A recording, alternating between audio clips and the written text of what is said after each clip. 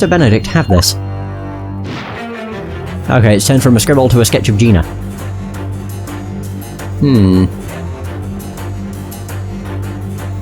Yeah, present. Whoop. Woo, yeah! The alluring scent that brought you to the shop came from this sketch of Gina. Just so. I noticed some strange scribbles and a sketch of a person on the back of this flyer. It looks like you've got some juicy information about this shop and the little pickpocket lass.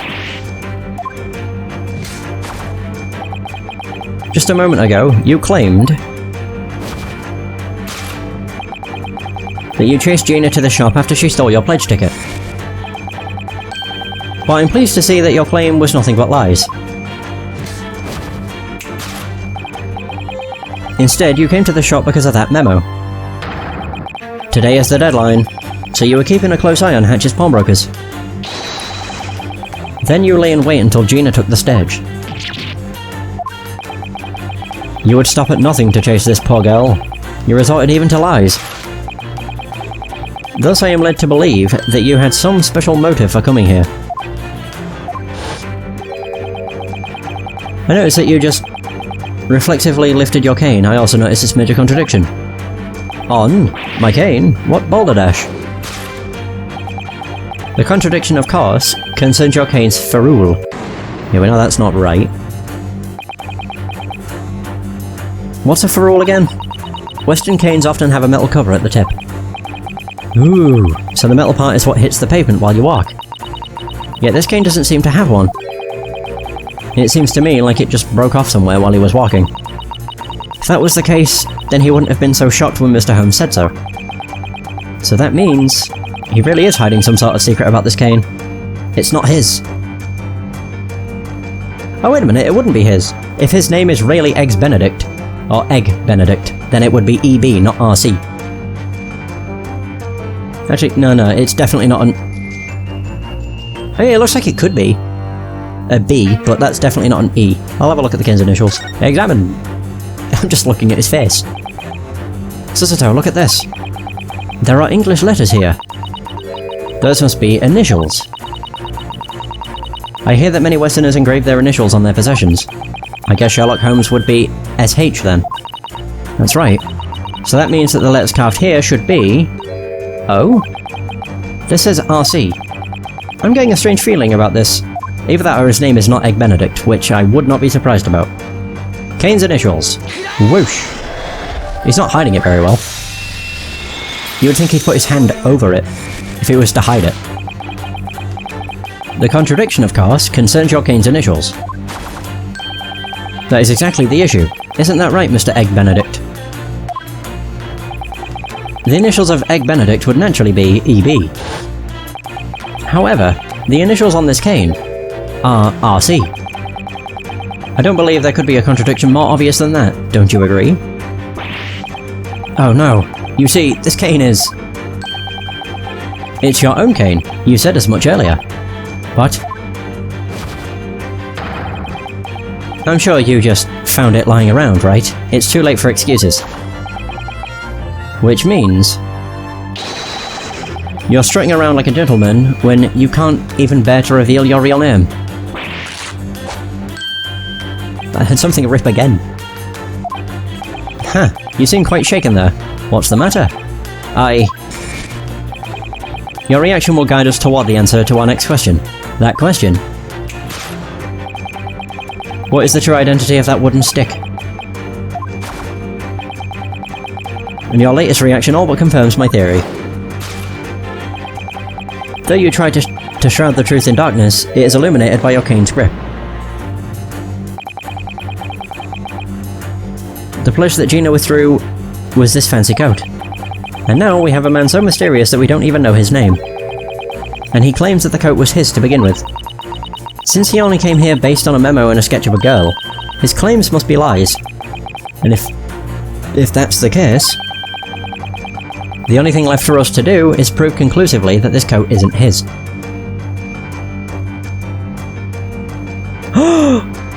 Oh, I see. Oh no, it's broken! It ripped! Coat seams. So I'm guessing that jacket's too big for him. Look, the seams on the shoulder of this coat have torn. Oh, you're right. Well, Mr. Benedict reacted to that deduction. I thought I heard him let out a tiny little scream, but maybe that was actually the sound of the fabric tearing. On closer inspection, it does look pretty tight on him. The arms are full to bursting, and the buttons look like they're ready to fall off. If he tried to run, the poor thing would probably fall to pieces. So it probably is, Gina's coat.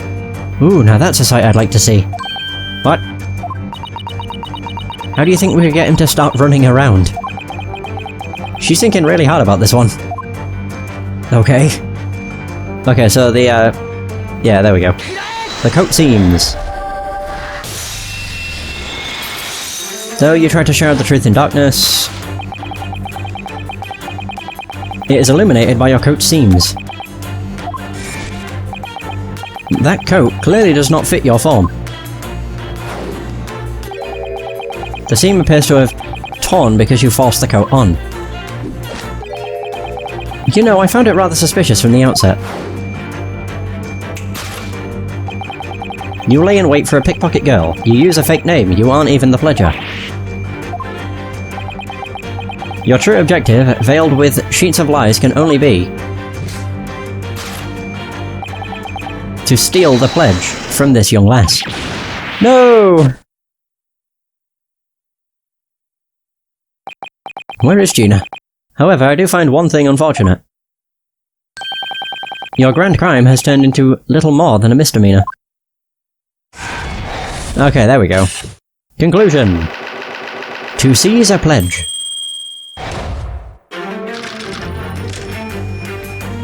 Alright, his crime, stealing special funds. But that's not all, Mr. Benedict. We've only just begun. I'm afraid I must expose your grand crime here and now. Don't be absurd. You say I intended to steal some worthless pledge of all things. But I used the password. I redeemed that pledge using the right methods. If I wasn't the one who pledged these items, then how would I know the password? That's right, I wouldn't. Sorry to break it to you, but there is indeed a way for you to have known the password. God, this dialogue's completely different. That's quite cool. You know it yourself, after all, don't you, Egg Benedict? The clarity with which your line of sight declares the truth surprises even me. What? So, how could you come to know the password to retrieve this pledge? The method you used is clearly revealed by the circular that you just glanced to. He's attacking from an entirely different angle now. I don't think we'll be going back to that stuff about tunnels again. It's a shame. I kinda like that line of reasoning. Putting that aside, it is true that this mysterious man knew the password. Professor, right? Anyone who doesn't know the password wouldn't be able to redeem the pledge. Now let's turn our thinking around. Provided one knew the password, anyone could redeem the items. Did this mysterious gentleman have any way of learning the password? Maybe? We have the circular... Oh, it's a... No. It looks like a cat picture. What is this? A memorandum. Susato, look at this. It looks to be a memorandum written by Hatch. This says... Professor. Oh! So that's how we knew the password.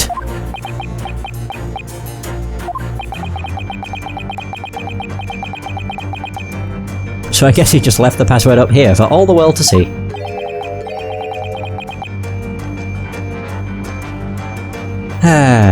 In very big, very easy to read letters. I'm having trouble not looking at it.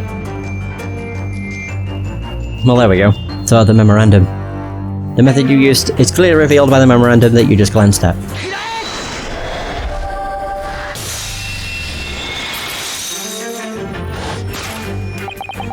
The method you used is clearly revealed by the memorandum that you just glanced at. When an item is redeemed at the shop, Old Hatch always does the same thing. The customer says the password, and Hatch writes it down as a memorandum. He then compares the password with his register to ensure its validity. One would call that a reliable method for a shopkeeper of such an establishment. However, it's also a very reliable method to let everyone steal sensitive information. What do you mean? What he means is that you were at this shop well before you revealed yourself to us. You likely followed Gina into the shop when you saw her enter. As usual, Hatch wrote the password as a memorandum after she said it. You stole a glance and learned that the password was Professor.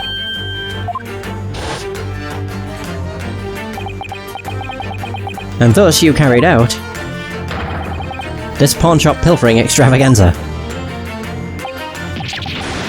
Extravaganza? And at last we arrive at the heart of the matter. Why would you go so far for these pledges? What? I wouldn't think an ill-fitting coat and a tiny music box disc would hold much value. There must be some secret behind your pursuit of these two items. What are you going on about? I don't know anything. I believe we're about to touch upon some rather intriguing proof that says otherwise. What you're truly aiming for is scrawled right here on this postcard.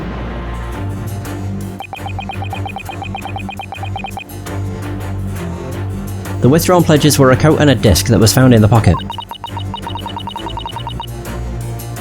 According to Hatch, they're hardly even worth a penny each.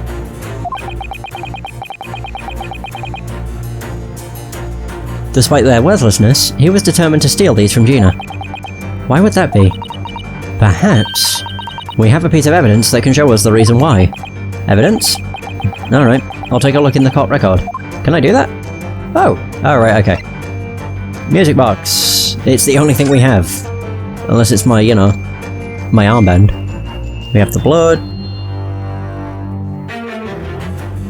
Oh.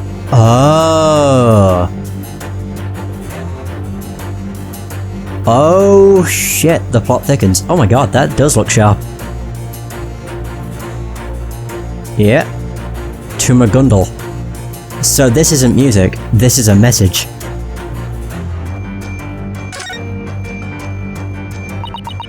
There's a small scrap of paper stuck here. It looks like it was written in a hurry. Is it someone's name? It most certainly is. To Magundal. Magundal? You mean... Yes, it must be. That's a name I'll remember for the rest of my life. Why is that man's name here, of all places? Okay. I have a feeling it isn't music. Don't know for sure, but... It seems I could probably put anything on a music disc. Why would it be to Magundal if it wasn't a message? There's a note stuck to the back that says to Magundal. So I can now present that. What you are truly aiming for is scrawled right here on this music disc. Or music box disc. There we go. What's this? To Magundal, it says. Oh, pardon me. Ah. Cosny Magundal. I remember his trial 2 months ago. He died a mysterious death in the Crown Court. A London gentleman whose true nature was that of a vicious... Is it vicious or... Yeah, vicious moneylender wrapped in sin. Were you his friend? Or perhaps his henchman? Magundal is sexy.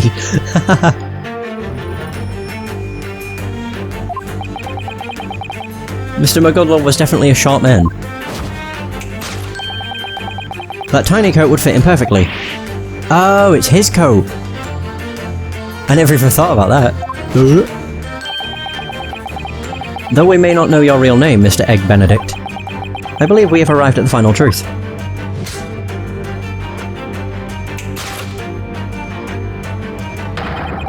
Your goal was to collect the items that Cosny Magundal left behind. Damn you! God, he's like an anime villain.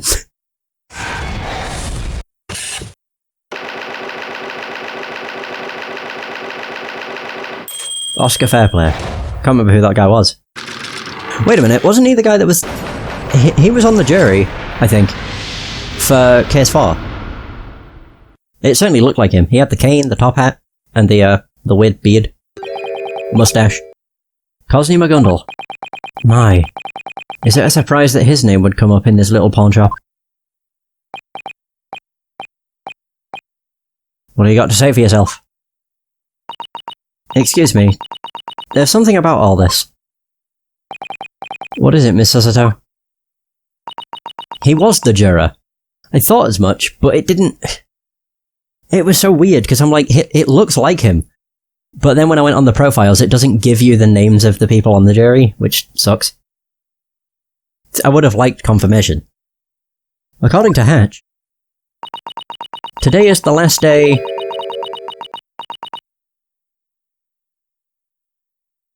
Today is the last day before Mr. McGundle's coat is to be deemed unclaimed, correct? Yes, that's right. Today marks exactly 2 months since it was first left here. Today's the 15th of April, 2 months ago would mean... Oh. When he died. Who took his coat? The 15th of February. Yes, according to my account book, that was the day. I wrote that the coat was pledged at about 10:30 PM on that night. Definitely after he died. Who took his coat? Then... That's right, the 15th of February. That was the day of the omnibus murder case. Not only that, but 10:30 PM. That's a perfect match with the time at which Morta was killed. Oh! I don't suppose we can call this mere coincidence, friends. Oh, I see. It wasn't after we did the trial, it was the murder. Or the night of the murder. You are all free to enjoy your whimsical deductions, however... I have somewhere to be. Oh!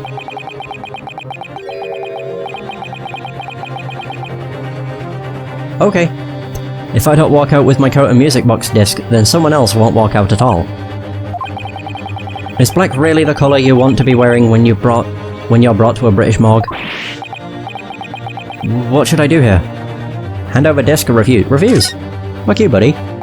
Gina, a grenade please. There are certain things that a man has to protect under any circumstances. This may be what I have to protect. But it may also be not. Or may also not be. Who the fuck was that? Oh, it was... Oh, the way he sounded. What the... Hatch. If something were to happen to a customer in my shop... Oh my god, really? There would be nothing left for me but to take my own life as atonement. Hatch, point the gun at him. That's enough. Wait, who is this?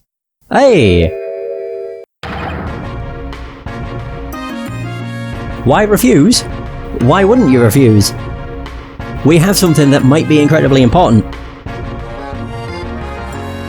Also, I'm pretty sure what you choose doesn't change anything. Inspector Gregson. Inspector? We received an emergency signal reporting an ongoing incident inside this pawn shop. We ran over as fast as we could. What's going on in here? Well, as you can see, Gregson. He's got a gun pointed at me. Oh, thank God, you're finally here. A few short moments later and my blood would be all over this poor shop. This guy really wants to blow his own brains out. My God.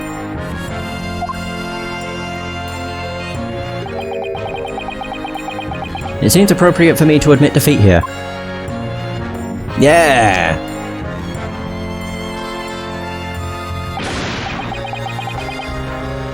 Honestly, you called us over here for nothing. This isn't nothing at all. Hatch was about to get shot in the head. By himself. It looked more to me like he was the one threatening to shoot. We're currently pursuing a case that may very well blow the British Empire wide open. What? What kind of case? Tell me about it. Tell me all about it, Inspector Gregson. Forget I said anything. It has nothing to do with you lot. Now you're coming down to the yard. Very well. What the fuck? He's getting away. Chase after him. Get the constables on this. Yes, sir. What the hell happened? It was like a spinning top. Recently, there have been a string of robberies at pawn shops in this area. We set up emergency call buttons under each shop's desk. Press the button, we come. Ah, I see. I really was frightened. And as for you, boy in black clothes. Sir.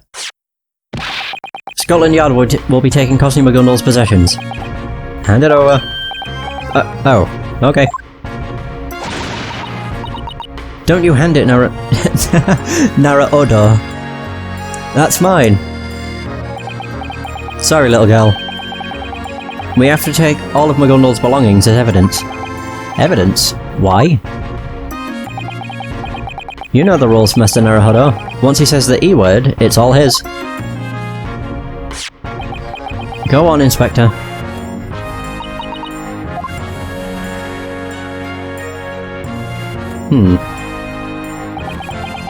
After Inspector Gregson took McGundle's disc, we were forced out of the shop.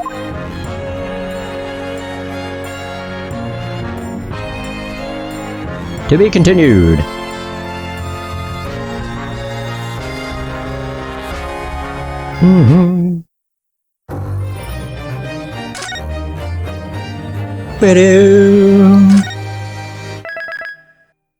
Alright. That was nearly 2 hours.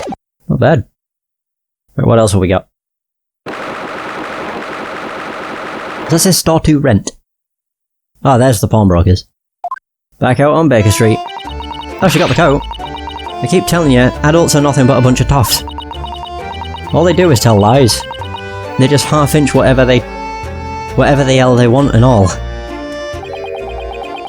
That's an interesting claim. Mind explaining that coat? Huh? Did you come to own it through honest means? Did McGundle give her it? Wait. Yeah, I put all me 8 into scowling real hard at that inspector guy. Then after he'd rummaged through all the pockets, he was all, you can have it. Huh. See? All you have to do is glare. That attitude's going to get you into trouble sooner than later. She don't care. Any road, I actually really wanted that pretty little disc. The music box disc. Didn't Hatch say it was worthless? You know what? I think I'm gonna go back in there and shoot some daggers for a bit. Whoa, hold on there. I don't think you'll be getting back into Hatch's shop today. What? Why? Think about it for a second. They're going to investigate the shop and question Hatch about the incident. Seriously? I'm the one that withdrew those pledges in the first place. And didn't that stupid plonker say something about there being one more pledge? Oh, yeah, he did say something like that. Ain't that mine too, even if I don't really know what it is? Wow, that's a stretch. Whatever the case, it seems like your earnings for the day have run out. Yeah, and it's all because of you, Holmes. Which is why I was thinking, why not come to our place tonight? Huh? We'll make up for it by treating you to Iris's dinner and my violin.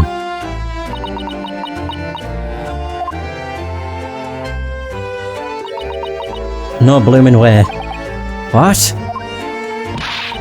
Why would I want to go to your daft gaff? You're such a bloomin' nonce, Holmes.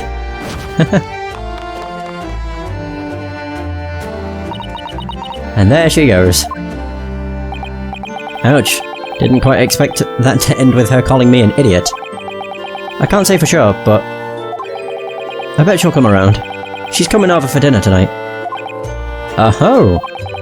She actually thought about it for a second. I do think there's a chance she might show up. Alright then. I'll have a word with Iris and see if she can make a plate for Gina. Oh, also, the both of you should drop on by too. Why? I think I may have something rather interesting to show you. Something interesting? What could it be?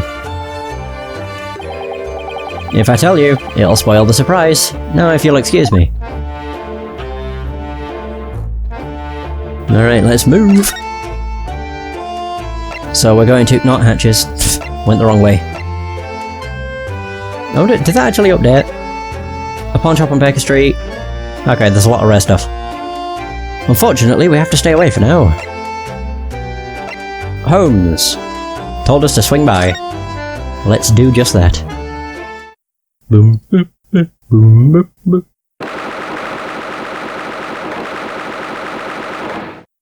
Holmes's room.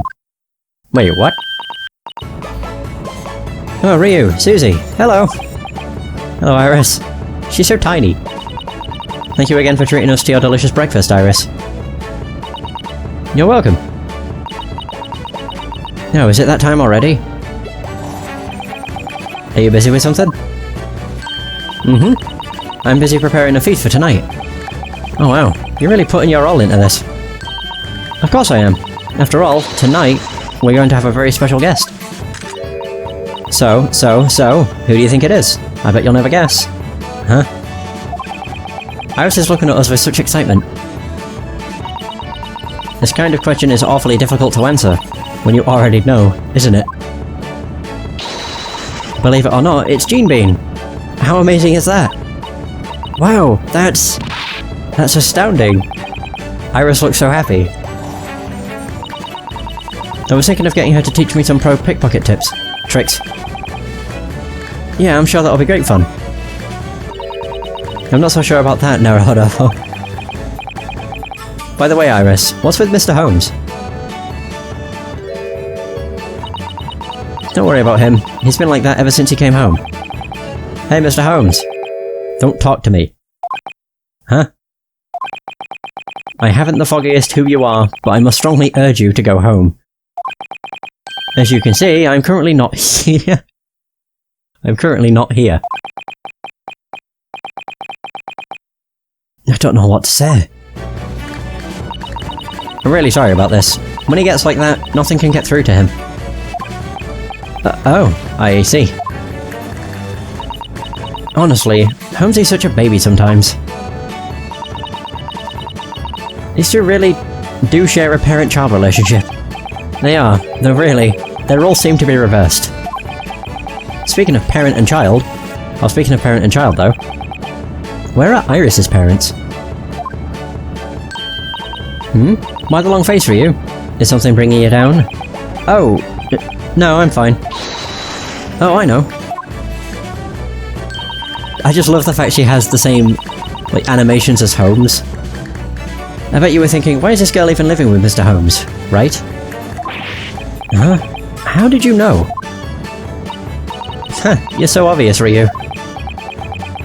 Wow, this tiny little girl is a major force to be reckoned with. I'm a little girl without a care in the world, so don't hold back. Ask me whatever you like. I mean, she's like 10. Just a bit crazy. Gina. Speaking of Gina, during the incident 2 months ago with Mr. McGundle, didn't she... Yeah, she stole my smoke launcher prototype. I brought her here that day, and we had some food together. So I think I can consider Gene being a friend now. Is that what happened? Yep. Whenever we bump into each other in the city, Gina always runs away as fast as she can. I see. Then I chase after her and corner her in one of the alleyways. I don't think I like the sound of this. And then I give her some new colour varieties of the smoke bombs. What? I decided I should make all the pretty colours in the world into smoke bombs. So at the end of the day, you gave the smoke launcher to Gina. Yep, that's exactly right. After she stole it. Every time I shoot Holmesy, he reacts the exact same way. I was getting a little bored of it. Poor Mr. Holmes. But you know, it's been a while since I had that meal with Gene Bean. I'm excited to see her again. I really hope Gina comes. Iris and Holmes.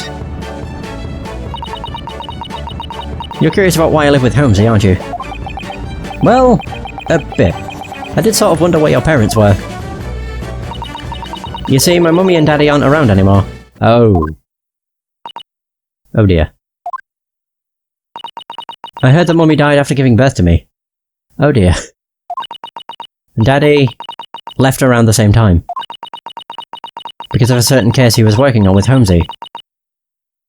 He had to go far away. What? Hold on a second, Iris. He was working on a case with Mr. Holmes. What do you mean by that? My daddy was always pursuing strange cases with Holmesy. Seriously?